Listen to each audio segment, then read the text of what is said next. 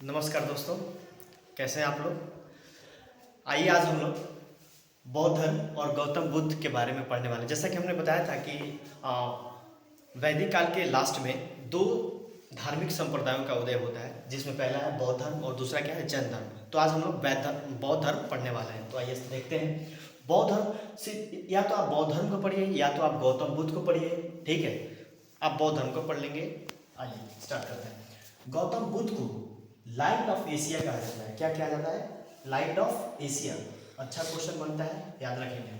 अब देखिए होता क्या है कि 6वीं शताब्दी में नए धार्मिक समुदायों का क्या होता है, उदय होता है। 6वीं शताब्दी ईसा पूर्व, ठीक है, बीसी बिफोर क्राइस्ट, यानी ईसा मसीह के जन्म के पहले वाले लगभग 500-600 साल पहले क्या होता है, धार्मिक समुदायों का उदय होता है, जिसमें दो समुदाय होते हैं। पहला है नास्तिक और दूसरा क्या है, आस्तिक। नास्तिक क्या होता है? तो नास्तिक मतलब क्या, जो गॉड को नहीं मानते हैं। नास्तिक मतलब जो गॉड को नहीं मानते हैं, और आस्तिक मतलब क्या, जो गॉड को मानते हैं। तो नास्तिक में बौद्ध धर्म, जैन धर्म, इसमें क्या मतलब कि गॉड नहीं है, कुछ मूर्ति नहीं है। अब देखिए आस्तिक शैव धर्म, इसमें मतलब मूर्ति है, पूजा जाता है। अलवार संत, नयनार संत। अलवार और नयनार किसे कहते हैं? देखिए अलवार मतलब होता है जो भगवान विष्णु को मानते हैं, उन्हें अलवार संत करके बोलते हैं। और नयनार संत मतलब, नयनार मतलब क्या होता है, तो भगवान शिव को पूजा करने वाले को नयनार बोलते हैं। आप याद कर सकते हैं, मतलब क्या, भगवान शिव के 3 आँख है, इस तरह से कुछ, इसलिए नयनार उनको बोला जाता है भगवान शिव। अब देखिए हम लोग पढ़ने वाले हैं बुद्ध का परिचय।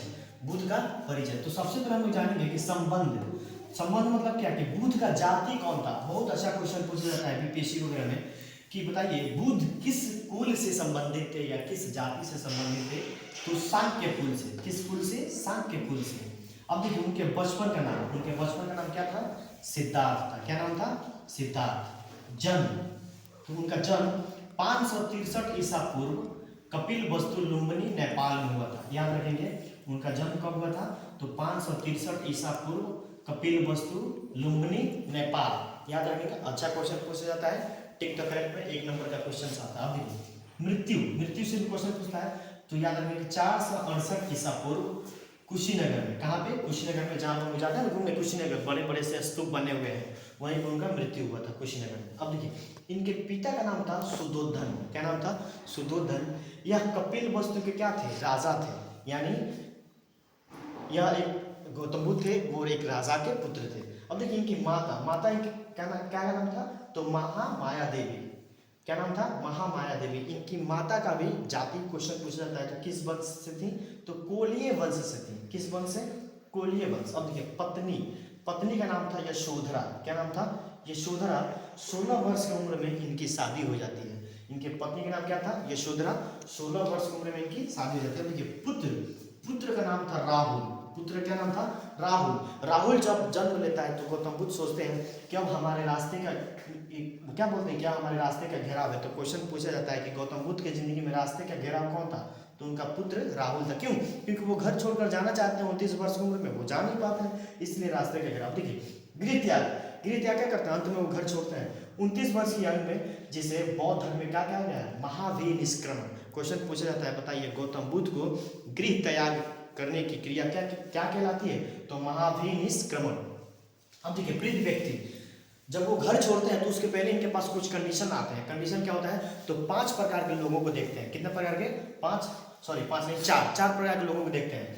पहला देखते हैं वृद्ध व्यक्ति, मतलब जब यह अपने घर में आसपास टहल रहे होते हैं, तो यह एक राजा के पुत्र होते हैं। राजा चाहता है कि हमारा जो पुत्र है वो हमारे वंश को आगे बढ़ाए, यानी वो भी आने वाले समय में राजा बने, अपने शक्ति का प्रदर्शन करे, अपने साम्राज्य को आगे बढ़ाए। लेकिन इनके दिमाग में क्या होता है, ये सोचते हैं कि नहीं ये सब चीज़ें बेकार है, या घर छोड़कर जाना चाहते हैं। अब क्या होता है, राजा को टेंशन हो जाता है, वो बहुत टेंशन में रहते हैं। होता क्या, देखिए वृद्ध व्यक्ति क्या करते हैं, जब घर से बाहर निकलते हैं तो देखते हैं कि पूछते हैं कि ये कौन है, तो उनके साथ जो रहता है वो बताता है कि ये तो बूढ़ा व्यक्ति है। तो सोचते हो वो ये वृद्ध व्यक्ति है, इसको तो बहुत तकलीफ हो रही है। अच्छा, उसके बाद से जैसे थोड़ा देर आगे बढ़ते हैं वो, तो देखते हैं कि एक बीमार व्यक्ति रहता है। तो फिर वो पूछते हैं उससे, उनके साथ कोई रहता है, ये कौन है? तो ये बीमारी, इसको बहुत खतरनाक बीमार हो गया है, ये हो सकता है कि कुछ दिन में मर जाएगा, बीमारी हो गया है। अगला देखते हैं मृत व्यक्ति। फिर कहीं घूमने जाते हैं अपने महल के आसपास, तब तक देखते हैं क्या, कि मृत व्यक्ति। तो पूछते हैं ये कौन है, तो वो बताता है, इनका जो सारथी होता है बताता है क्या, ये मर गया है, इस काम दुनिया से खत्म हो गया है। अगला है सन्यासी। फिर जब अपने उसके थोड़ा सा आगे जाते हैं तो देखते हैं सन्यासी, देखते हैं अरे ये कौन है, तो वो बताता है ये सन्यासी है, ये साधु है, इसको दुनिया से कुछ मतलब नहीं है। दुनिया से क्या है, कुछ मतलब नहीं है, ये बस गॉड से कनेक्शन करने का काम करता है, सोचता है गॉड के बारे में और दुनिया को क्या कर रहा है, सही ज्ञान देता है। इन सारी चीज़ों से गौतम बुद्ध का क्या होता है, दिमाग और पसीज जाता है और बोलते हैं कि बाप रे मेरा दिमाग मतलब कन्वर्ट हो गया। वो घर छोड़कर चले जाते हैं। देखिए कुछ और क्वेश्चन है इनसे, पूछता है कि गौतम बुद्ध के प्रथम गुरु कौन थे। गौतम बुद्ध के प्रथम गुरु कौन थे, तो अल्लार कलाम थे। क्या नाम था, अल्लार कलाम। ये कहाँ के थे, वैशाली के थे, आप याद रखिएगा। दूसरे गुरु थे इनका, एक और गुरु थे, दो गुरु थे, रुद्रक राजपूत। क्या नाम था, रुद्रक राजपूत, जो राजगृह से संबंधित थे। कहाँ से, तो राजगृह से संबंधित। अब देखिए एक चीज इसमें बहुत अच्छा याद रखने वाली चीज है, पूछा था इनका जन्म, मृत्यु और ज्ञान, यानी इनका जन्म कब जन्मे, मृत्यु कब मरे, और ज्ञान, ज्ञान की प्राप्ति एक ही दिन वैशाख पूर्णिमा के दिन हुआ था। किस दिन हुआ था, वैशाख पूर्णिमा के दिन हुआ था। अब देखिए आइए कुछ और पॉइंट को देखते हैं। बुद्ध का मतलब क्या होता है, बुद्ध का मतलब होता है बुद्धत्व। क्या, बुद्धत्व। तथागत, तथागत का मतलब क्या होता है, सत्य है ज्ञान जिसका, मतलब जिसका ज्ञान सत्य है उसी को बुद्ध बोलते हैं, तथागत बोलते हैं। ठीक है। अब देखिए ब्राह्मण, 5 इनके कितने शिष्य थे, 5 ब्राह्मण शिष्य थे, जिसमें आनंद क्या था, सबसे प्रिय शिष्य था। आनंद सबसे प्रिय शिष्य था। होता क्या था कि इनका जो अनुयायी होते थे, मतलब कि इनको फॉलो करने वाले, इसमें स्त्रियों की एंट्री नहीं दी जाती थी। लेकिन आनंद कहता है भाई महाराज आप क्या जानते हैं, आप दीजिए ना, स्त्रियों की एंट्री दीजिए, स्त्रियों से तो और हम लोग का मतलब आगे बढ़ेगा धर्म। तो इनके कहने पे भगवान क्या करते हैं, गौतम बुद्ध स्त्रियों की एंट्री दे देते हैं। अब देखिए ज्ञान, ज्ञान की प्राप्ति कहाँ होता है, बोध गया में होता है। क्वेश्चन पूछा जाता है बताइए भगवान बुद्ध को ज्ञान की प्राप्ति कहाँ हुआ था, तो बोध गया में। किस नदी के तट पर हुआ था, तो निरंजना नदी के तट पर। किस नदी के तट पर, निरंजना नदी, उसे फल्गु नदी भी कहते हैं। कौन सा नदी, फल्गु नदी भी कहते हैं। देखिए वहां पे एक पीपल वृक्ष था, पीपल वृक्ष के नीचे ये क्या कर रहे थे, तपस्या कर रहे थे, वहीं पे इनको ज्ञान प्राप्त होता है। और किस दिन, वैशाख पूर्णिमा के दिन हुआ था। आप याद रखना है आपको, ज्ञान बोध गया में, वैशाख पूर्णिमा के दिन, पीपल वृक्ष के नीचे, निरंजना नदी जिसे फल्गु नदी भी कहते हैं। अगला है क्वेश्चन पूछता है बताइए गौतम बुद्ध प्रथम उपदेश। उपदेश मतलब क्या होता है, शिक्षा, यानी अपनी बातों को जो उन्होंने सीखा है अपनी जिंदगी में, लाइफ में, वो किसी और के सामने सही उपदेश देना, सही बातों को बताना। कहाँ, सारनाथ में। सारनाथ कहाँ है, यूपी में है, उत्तर प्रदेश में है। सारनाथ में एक जगह है ऋषिपत्नम। कहाँ पे, ऋषिपत्नम। 5 शिष्यों के सामने अपने प्रथम उपदेश दिया था। प्रथम उपदेश सारनाथ ऋषिपत्नम में 5 शिष्यों के सामने। अब देखिए इनकी प्रथम शिष्य कौन, अभी बोले ना कि मौसी, अभी बताए मौसी, मौसी जा रही है इनकी प्रथम शिष्य। क्यों, क्योंकि आनंद के कहने पे या फीमेल को उसमें क्या किए, एंट्री दी है। तो इनकी मौसी जिनका नाम क्या था, महाप्रजापति गौतमी, वही इनकी प्रथम शिष्य बनती हैं। और द्वितीय शिष्य थी अम्रपाली। कौन थी, अम्रपाली, यह वैशाली से संबंधित थी और यह एक नर्तिका थी, डांसर थी, यह डांस किया करती थी। यह भी गौतम बुद्ध को फॉलो करती है उस समय। अब देखिए सर्वाधिक उपदेश, सर्वाधिक उपदेश क्वेश्चन पूछा जाता है कि बताइए गौतम बुद्ध सर्वाधिक उपदेश किस जगह पे दिए थे, तो याद रखिएगा श्रावस्ती। यहाँ पे 100 से सर्वाधिक, 100 से श्रावस्ती, यानी सर्वाधिक उपदेश श्रावस्ती में, जो क्या कौशल की क्या है, राजधानी है। क्या है, कौशल की राजधानी है।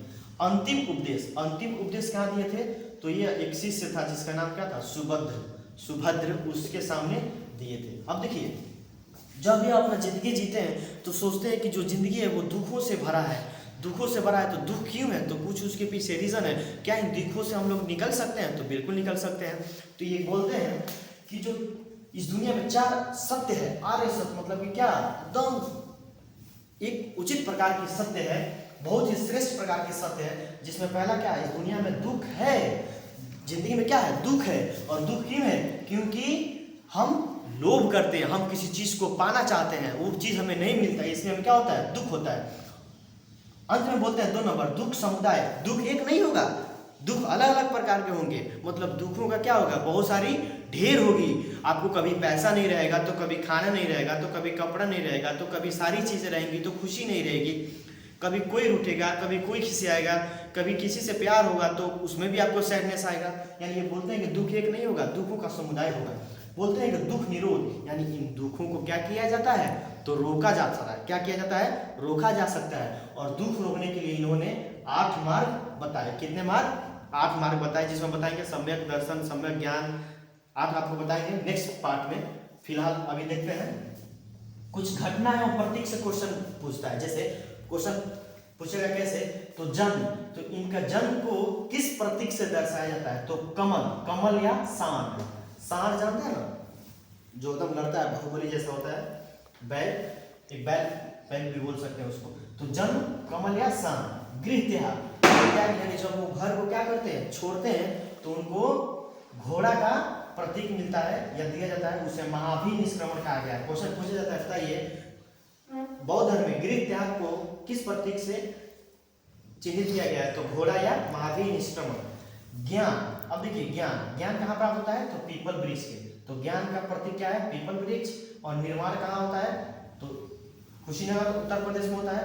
तो पद चिन्ह, पद चिन्ह क्या है, निर्वाण का साइन है। और मृत्यु, मृत्यु मतलब क्या, स्तूप, मतलब कि जहाँ जहाँ गौतम बुद्ध जहाँ डेथ किए थे, उनके अवशेषों क्या किया, अलग अलग जगहों पे क्या किया गया, स्तूप बना के डाला गया है। तो यानी इनके मृत्यु को स्तूप से दर्शाया गया है। ठीक है, तो उम्मीद करते हैं आपको समझ में आया होगा, आप स्क्रीनशॉट ले सकते हैं। आज के लिए इतना ही, धन्यवाद, जय हिंद।